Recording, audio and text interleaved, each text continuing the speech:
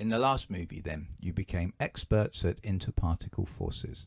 And so I hope that you can now look at any pure substance and you can say to yourself, okay, in the solid state, that is going to have this type of interparticle or intermolecular force. So you can look at a metal and you'll say, you've got metallic bonding in the solid phase. And you can look at a polar covalent molecule and you can say you have dipole-dipole interactions in the solid phase. And that's brilliant. And that's the first thing that we want of you. But now we want to apply our knowledge of interparticle forces to see how they have an effect in the macroscopic world. We've already said that in the solid state, the interparticle forces are as strong as they get. They're weaker in the liquid phase, they're non-existent in the gas phase. But we've also said, well, in the solid phase, you've got ionic compounds that are held together by ionic bonds that are very, very strong. And then you've got non-polar molecules that in the solid state are held together by London dispersion forces, which are disgustingly weak. Well, now we're going to look at one of the ramifications of those, one of the ways in which we can kind of tell what type of interparticle force is present with very, very strict controls on that at all. And we're going to look at, in particular, the properties of molecules, how molecules behave when we start heating them up. And we're going to do this by imaginarily starting off with a solid. Okay, and of course the way we think of a solid is its balls held together by springs, those springs representing the interparticle or intermolecular forces. We're going to consider what happens when we start heating it up. And of course the first thing you would say is, well, when you start putting heat energy in, heating it up, and our unit of heat is joules, then we're going to say that has an effect on the temperature. And just to stay good and consistent, we're going to use Kelvin as our units for temperature. So let's take a solid and we start putting in some heat energy to it. What will happen? And you will say the temperature rises when it's in that solid. And this is indeed what we're showing. As we put in heat, the temperature goes up. But then eventually something special is going to happen. And that is that that solid is going to start to melt. Another silly word for melting is fuse or fusion. Okay, and it's going to melt at a temperature called the melting point. And all this should be very, very familiar to you. When you heat a solid up to a high enough temperature, that temperature being the melting point, it starts to melt. Now what's happening at that melting point is that we've got to turn the solid into liquid. So from our IPF perspective, we've got to turn those springs into wires. Now, of course, as we started heating that solid up, anytime you heat anything up, the particles move more quickly. So those balls will be moving more quickly and they'll be stretching those springs and bouncing around, but those springs are still springs. They're still responding back to the balls.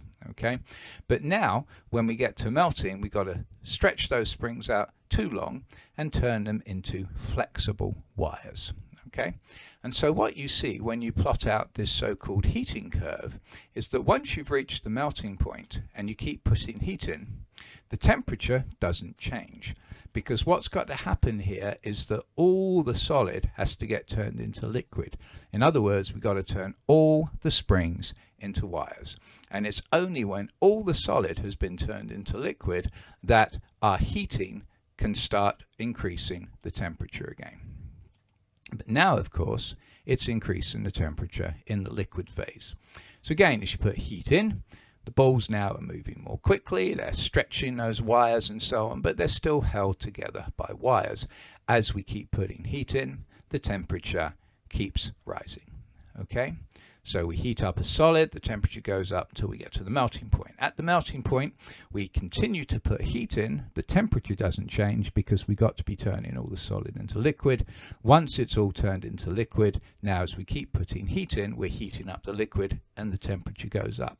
Until again, we get to a nice special situation. And that is where it boils. And it will boil at a particular temperature called the boiling point. Okay, all is again very familiar to you. Well, what's happening now at that boiling point is that we got to break the wires, because as we go from liquid to gas, you've got liquid the balls, the particles, are held together by wire. In the gas, the balls aren't held together by anything. So that means that at this boiling point, as we're turning liquid into gas, all the heat has to go into breaking the wires. And so again, we see the same situation. We continue to put heat in, but the temperature doesn't change. And the temperature is not going to change until all the liquid has been turned into gas, until all those wires have been broken. At that point, we have the gas. We continue to put heat in, and the gas just gets hotter. Okay? So we got various things of significance here that are all to do with the strength of the interparticle forces. In the solid, we heat the solid up, thus making the balls move more quickly, stretching those springs and so on until we get to the melting point. At that point, the springs all have to get turned into wires. We turn the solid into liquid. Okay? Now, if you've got really good springs, you obviously have to put more heat in to melt them, to put more heat in to get up to the melting point. The stronger the springs, the higher the melting point. Same thing up here, okay? As we are melting, we're turning the solid into the liquid, we're turning the springs into wires. The better the springs, the stronger the springs, the more heat we've got to put in to turn them into wires. And then we heat up with the liquid again. At the liquid, the balls are moving faster as we are heating it up. Okay, until we get to the point when we're about to be able to break the wires altogether. Well, the stronger the wires, the higher the boiling point, because the more heat you got to get in to get them ready to be broken.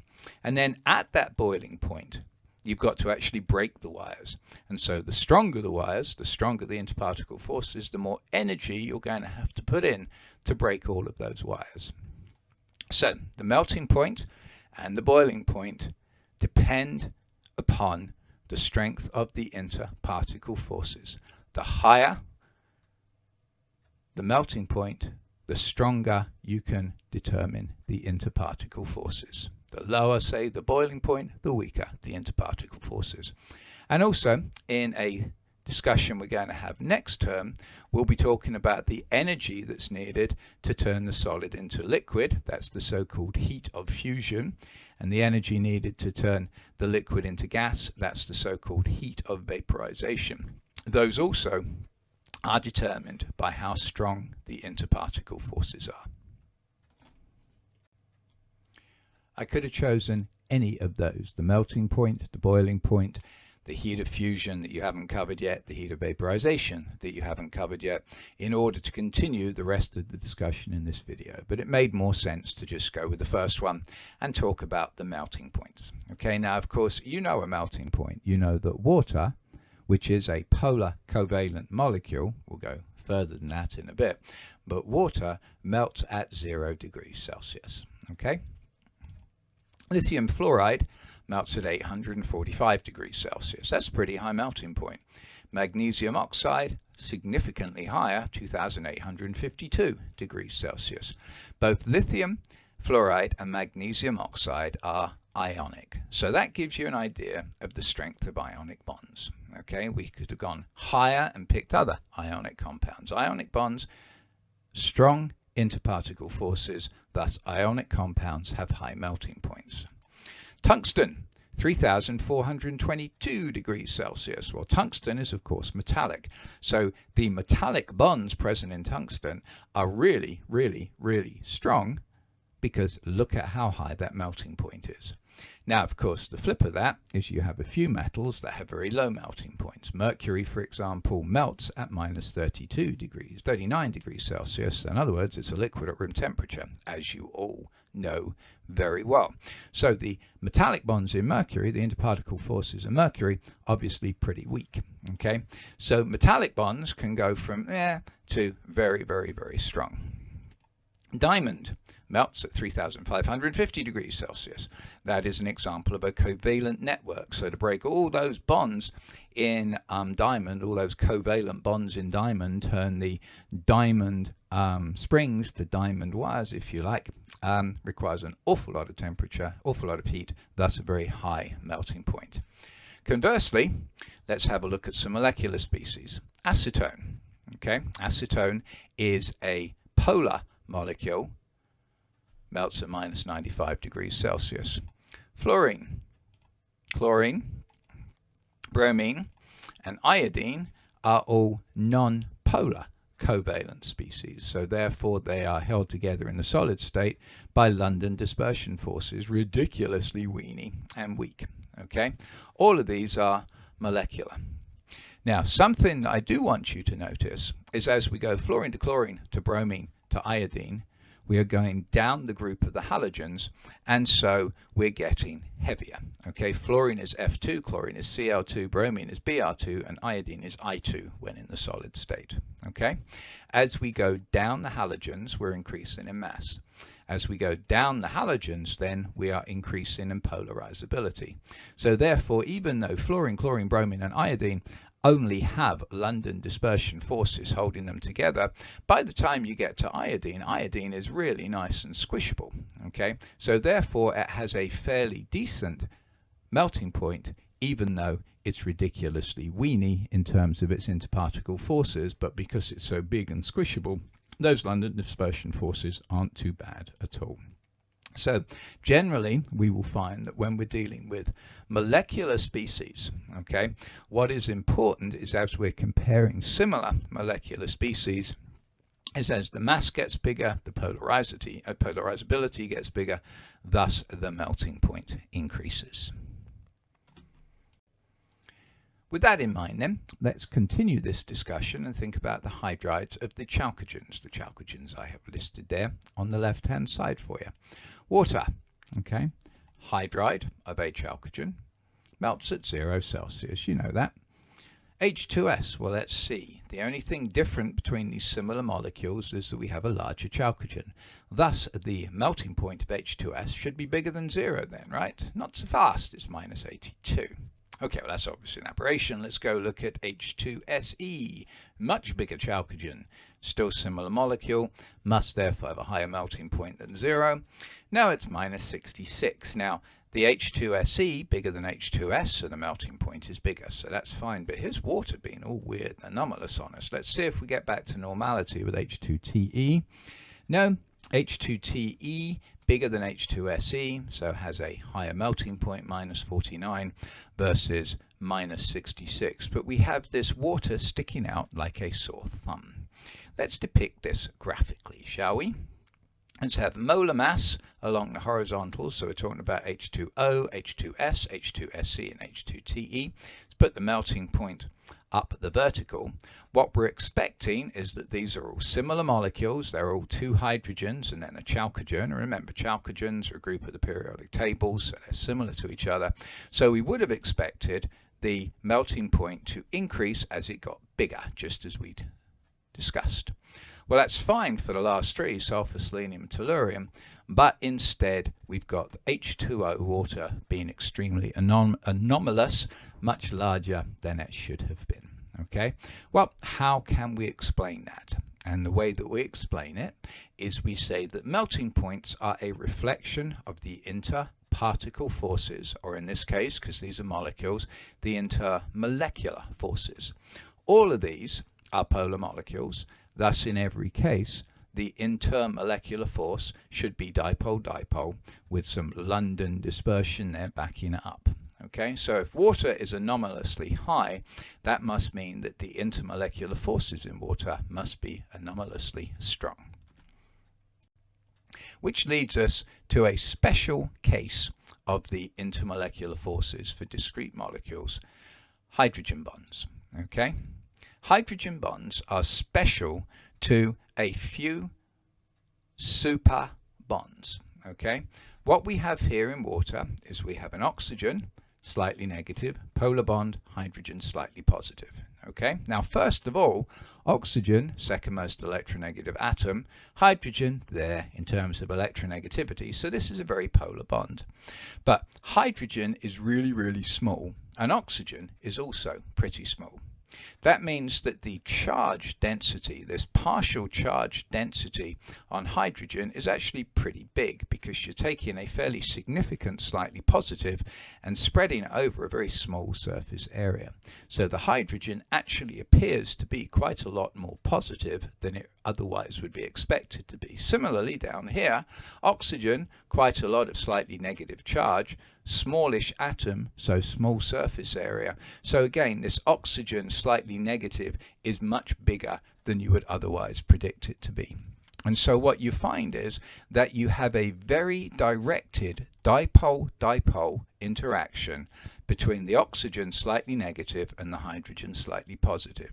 It's much stronger than you would expect, and it is also found to be very, very, very directed. If you have, and we'll talk about this in the next video, if you have an oxygen that is making all 4 of its hydrogen bonds, so in other words, a lone pair here going to a hydrogen there, an oxygen going to another hydrogen up here through that lone pair, and then this hydrogen here acting as slightly positive going to another oxygen down here, this hydrogen being slightly positive, another oxygen down there. In other words, if oxygen takes part in 4 hydrogen bonds, they're tetrahedral to each other.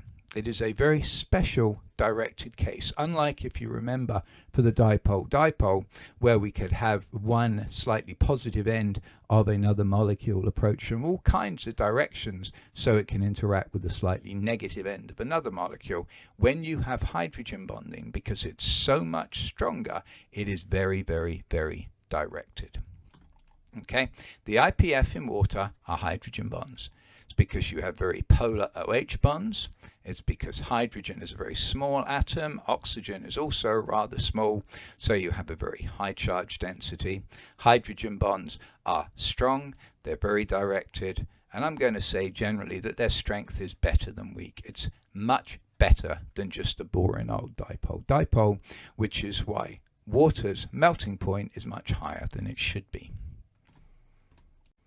We can see that trend in the hydrides of 2 other groups. First of all, if we look at the pnictogens, nitrogen, phosphorus, arsenic, and antimony, NH3 melts at -78.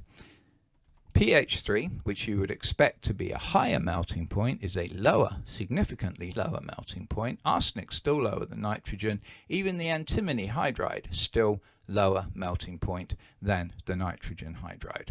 So again, we're seeing this same type of effect. If we plot it out, molar mass along the bottom, melting point along the vertical, we would expect a linear relationship. We see that linear relationship for phosphorus, arsenic, antimony. It's pretty good actually. Okay, but here is the NH3 being anomalous because an NH bond is sufficiently polar and nitrogen and hydrogen are sufficiently small that NH bonds can indulge in hydrogen bonding. Well, oxygen is the second most electronegative atom, nitrogen is the 3rd most electronegative atom, fluorine is the most electronegative atom. Nitrogen small, oxygen smaller, fluorine smaller still. So if we look at the halogen halides, what we find is the same phenomenon.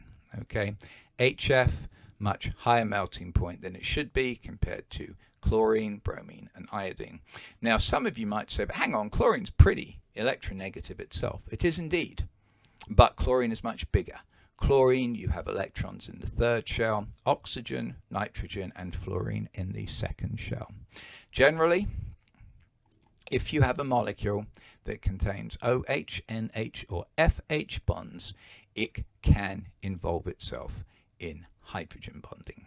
Hydrogen bonds, special case of intermolecular forces, give rise to higher melting points for those species that are hydrogen bonded, higher boiling points, and as we will see in a couple of movies' time when we're dealing with making solutions, they have a significant effect on whether or not you can mix together 2 different substances.